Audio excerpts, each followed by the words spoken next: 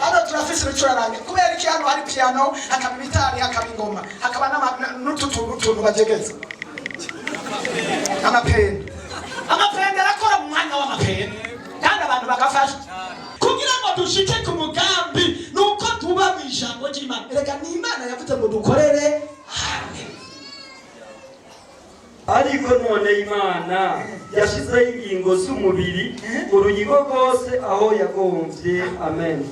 Erega izo ndirimbo zose muririmba nibaze baba benshi aririmba wenyene mugabo bisabwa ko aririmba mu majwani. Ubwambere aririmba irya mbere, ubwa kabiri acaririmba irya kabiri, ubwa gatatu akaririmba irya gatatu, yose bakaca begeranya. Iyo wumvise bisohoka wumva umengana abaririmbyi 10 kandi ari umwe yaririmbye ya majwi yose. Kubera iki bimwe ntibiryoha, bisabwa ngo byose babiterateranye hama bisohoke bifise ubushobozi.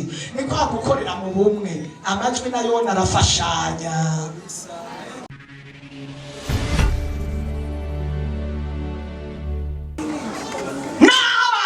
Ubutumwa hakabura indirimbo hoba hari ikintu gihaze, naho hoba indirimbo hakaba ijambo ry'Imana hakabura amasengesho hoba hari ikintu gihaze. Ivyo bintu byose bigenda byubakana. Gukorera reka ndi ku ijambo ryo gukorera hamwe birubakana. Ijambo umuririmbyi akaza akaririmba. Umuririmbyi ameze nk'icyayi cyo mu gatondo cy'amata. Mugatondo ushobora kurya amafiriti n'ibindi n'ibikunda naho umufisi ya peti, ariko mugatondo urarya utuntu duto akayi kamata ukagafata. Inyuma yaho karindira gato saa 6 apeti kaba yongerekanye wakoze, ukacufata ikijumbu n'iteke n'umumbati n'ubugari n'ibindi byose ukabihanjamura ukabikubita kabisa byagutosha. Imana ishimwe cyane. Haleluya. Kumugorora naho nukuvuga umuririmbyi n'amata, umuvuga butumwa n'uwo mutsima rero hamwe n'ayo mateke. Araza akavuga ijambo ry'Imana, Bibiliya yavuga ngo ijambo ry'Imana n'umutsima w'ubugingo. Haleluya. Hanyuma rero akazaza kwisengesho rigeranywa n'amavuta, amavuta yorosha ibintu byose bikaca byinjira hari. Ivyo koko byose hamutse amavuta ikintu cyose gifise umwanya wacu. Tuca dufashanya, abaririmbyi barafashanya n'abaririmbyi n'abavuga butumwa no gusenga, byose birafashanya. Gukorera reka nakubwira uririmbyi rya mbere iyo Mana gusenga naho uri umuhinga. Nta muhinga hano mu kuririmba ahibomboza cyane ngo adufashe, azi kuririmba n'ijwi ryiza proti naweze iririmba ijwi rya kangahe naho waririmba ijwi rya mbere haba hari ibintu bihaze. Ariko uririmba irya mbere hakaba n'uririmba irya kabiri akaririmba irya gatatu akacashira ko base yose bifatanye bisohora uburyohe. Haleluya. Irya mbere irya kabiri irya gatatu, ariko murumva indirimbo isohokeye mu majwane. Erega izo ndirimbo zose muririmba nibaze baba benshi aririmba wenyene mugabo bisabwa ko aririmba mu majwane. Ubwambere aririmba irya mbere, ubwa kabiri acaririmba irya kabiri, ubwa gatatu akaririmba irya gatatu, yose bakaca begeranya. Iyo wumvise bisohoka wumva umengana abaririmbyi 10 kandi ari umwe yaririmbye ya majwi yose. Kubera iki bimwe ntibiryoha, bisabwa ngo byose babiterateranye hama bisohoke bifise ubushobozi. Ni kwa gukorera mu bumwe, amajwi nayo narafashanya. Hano turafise ibicurarange kubera iki hano hari piano hakaba ibitari hakaba ingoma hakaba n'utuntu bajegeza amapende arakora mu mwanya w'amapende kandi abantu bagafasha. Piyandikako gitari rumvise hamwe n'ukubita solo, ariko habuze uruntu rukubita hano hakabura base, byose birakompetsaga bikuzuzanya. Ukaza wumva umuziki rero solo na base na piano n'ingoma n'amashini biki n'amajwi byose bihuye bivyara ikintu gikomeye. Ariko mwoza tugakorera hamwe n'ivyuma biruruzanya, ariko ni kubera ikintu tugakorera hamwe. Imana idufashe cyane. Umugabo n'umugore korera hamwe, famiye korera hamwe, ishengero dukorere hamwe kugira ngo dushike ku mugambi nuko tuba mu ijambo ry'Imana. Reka ni Imana yavuze ngo dukorere hamwe. Imana idufashe. Hari abantu bariko barantahura. Haleluya. Nta kintu na kimwe ushobora gukora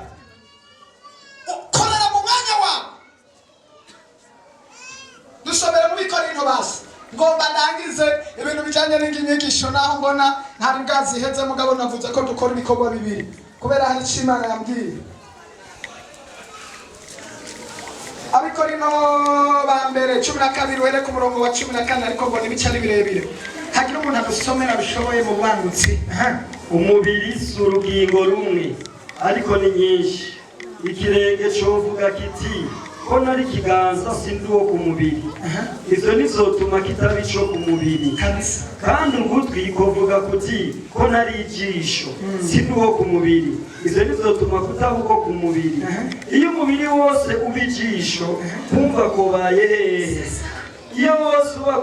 Iyo bose uba kumva kumotegwa kwabaye hehe kumotega. Ariko none Imana yashizeho ingingo z'umubiri urugingo rwose aho yagomvye. Amen. Kugeza kuri kangahe? 18. Bandanya kuri 25. Kandi iyo zose ziba urugingo rumwe umubiri wobaye hehe. Ariko noneho ingingo ni nyinshi umubiri ukaba umwe. Ijisho niryo shobora kubarira ikiganza ngo ntacumariye, cyangwa umutwe kubarira ibirenge kubarira ibirenge ngo ntacumariye. Ariko birukundi gose, ariko birukundi gose. Sawa. Ingingo z'umubiri ziyumvirwa ko ari zinege nke inyuma y'izindi. Ingingo z'umubiri ziyumvirwa ko ari ziyumvirwa ko ari iz'inyuma. Ingingo z'umubiri ziyumvirwa ko ari iz'inyuma. Zihora ko ari iz'inyuma zigira intege nke inyuma y'izindi. Nizo zitohara. Sawa. Kandi zo ku mubiri twiyumvira ko zidafise icubahiro nizo zirushiriza kuronka icubahiro cyane. Kandi ingingo zacu ziteye isoni nizo zirushiriza gusharizwa cyane. Yamara idateye isoni ntizirinda kwambikwa. Ariko Imana yafatanije umubiri hamwe urugingo rukenye icubahiro iruha icubahiro kirushiriza. Kugira ngo umubiri ntiwireme ibice ariko ingingo zibabarane kumwe. Amen. Ntizireme ibice ingingo zose ariko zibabarane kumwe. None wumva zidashaka izi ngingo zose ngo zifise umumaro ziri ku mubiri umwe mugabo zitegerezwa kugira umumaro. Ijisho iyo ribonye ikintu icagiye foroma mutwe fexer ubwenge hari ikintu ubwenge bukaca butangura ugutwi atumva ukaca kumva ubwenge bukaca bwira ati genda urabe ukaca bubwira ukuguru ngo genda ukuguru nako bukaca bugenda kugeze yatitora amaboko nayo wumva ijisho ntaho ariryo ryabonye niryo ryagiye naho ariryo ryabonye niryo ryumvise naho ariryo ryabonye niryo rigomba gutora. Zose ni magiriranire. Haleluya. Urumva ko n'ibintu Imana yasize mu muntu byose mugabo kimwe gikora gifashijwe n'ikindi. Imana yasizeho irashiraho iyerekwa mu gikorwa cy'Imana, igashiraho n'umurongozi hayerekwa mugabo atabose ibimushigikira n'abamufasha mu iryo iyerekwa nirishika. Yesu adufashe cyane. Iyerekwa nirishika. Yesu adufashe cyane. Birasaba ko haboneka abashigikira iyerekwa. Umuntu umwe naho yokwerekwa ntashobora gushika ku iyerekwa. Birasaba abamushigikira kugira ngo iyerekwa ry'Imana rishike. Mani dutabare cyane. Nta numwe rero ashobora kwishoboza ikintu.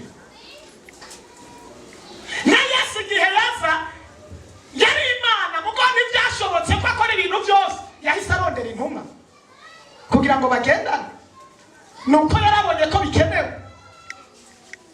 Haleluya. Urakenewe gukorana. Mana yarahagurukije umugambi. Mana yamusize mu muryango. Wa mukobwa we senga cyane kugira urongo ubundi muntu. Wa muhungu we senga cyane kugira urongo ubundi muntu. wa mugabo we senga cyane kugira ugumane n'umugore, wa mugore we senga cyane ugumane n'umugabo kugira mushike ku ntumbero. Nimba dufise ico tugomba gushikako dutegezwa gushikako turi babiri, kuva kuri babiri kuduga kurenga umwe nta kintu uzoshikako na kimwe. Yesu adufashe cyane.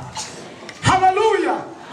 Hari abantu bari ngaha umenga ntibariko baratahura, kandi niko ndababwira ibintu by'umumaro bikomeye cyane cy'umumaro, ariko umenga siho bari, ariko ntacyo bitwaye. Imana iragufasha.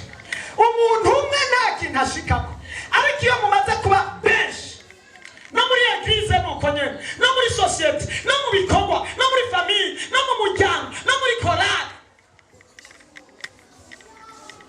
ariko ushobora kuvuga ngo urumva mfise ijwi ryanje ntabonetse ibintu birapfa. Urabeshya. Ntabwo ari we wubaka korale. Ni waba uririmba ijya mbere, abandi bazoririmba ijwi rya mbere. Ntirishobora kuririmba ngo abantu bafashwe neza. Jewe sinshoboye ndumwe, ndabizi neza ntacyo ntushoboye. Pasiteri ntashoboye, diyakoni ntashoboye, mwarimu ntashoboye, wa mukristo we ntushoboye. Twese Imana yatuzanye hano yarateguye umwe wese icyo azokora kugira ngo kino cyubake ikindi. Imana nishimwe. Ikindi niyumvira ngomba nse n'urangiriza kimbere yuko mvuga ikindi, nuko mu gihe cyose ushitse mu gikorwa kugira ugikore neza, kugira bizane inyungu mu gikorwa cyawe, nuko umenya ahantu uri kurakorera. Nk'akarorero muri eglise, kugira ngo ushobore kuroranirwa no gutera imbere no guhezagirwa no kuzura mpemu yera, nuko ubanza kumenya iyerekwa ry'ishengero. Iki kintu uracumva neza.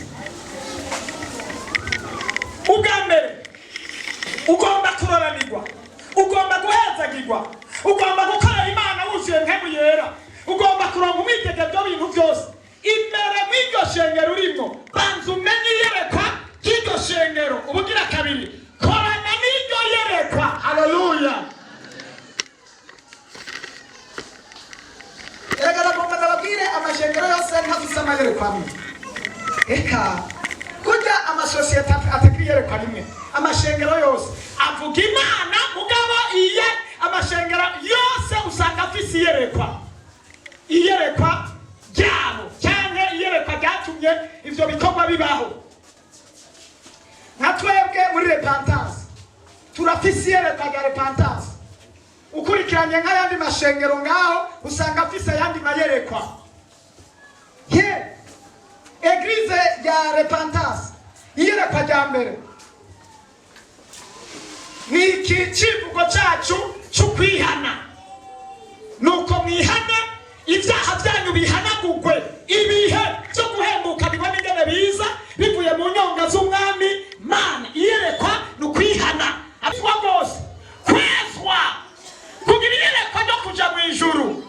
Niryo yerekwa repentance ifise.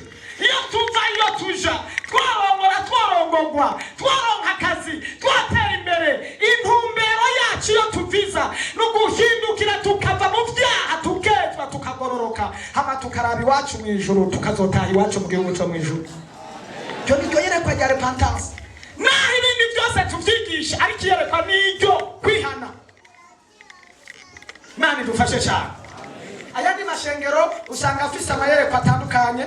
Urashobora kugira kumva amayerekwa ugasanga hariho ishengero nuko ntaza amayerekwa canke amwamwe amashengero usanga bafise, ariko hariho ishengero usanga wumva kuva ku wa mbere kugera ku wa kabiri bigisha imigisha ibihe byose. Hezagirwa, akira, jabuka, visa, uraronsa umugabo, uraronsa umugore, akira, tunga, rendi umwaka wose ukazohera.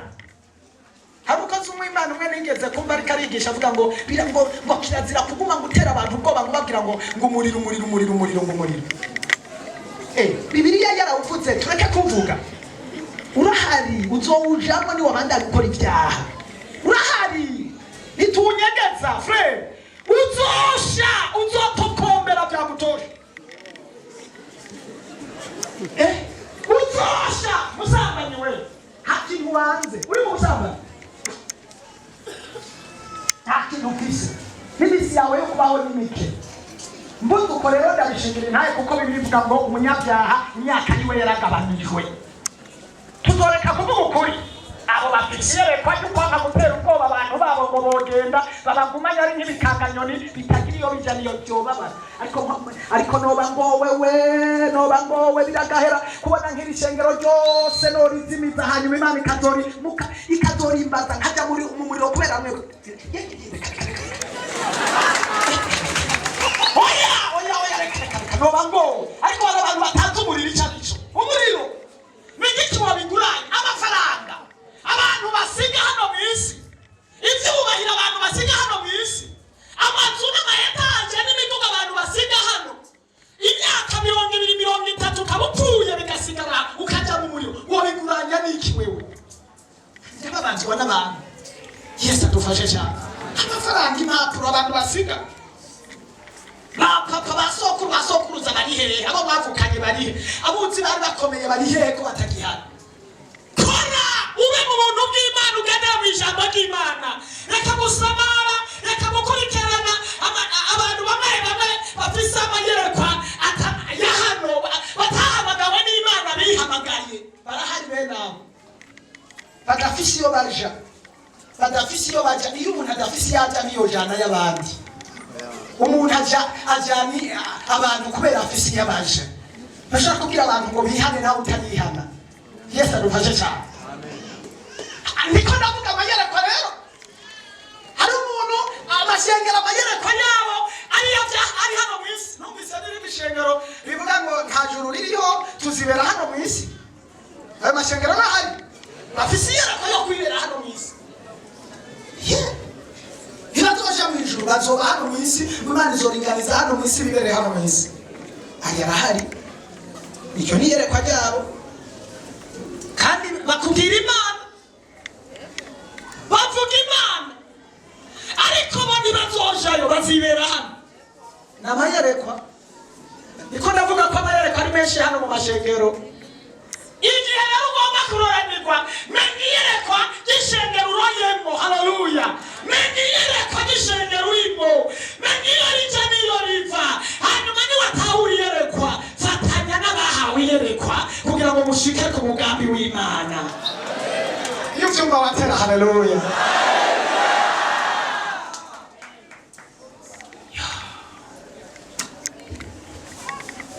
nari kuvuga ingaruka cyane nari kuvuga inyungu yiyerekwa ariko umwanya utujanye muto kandi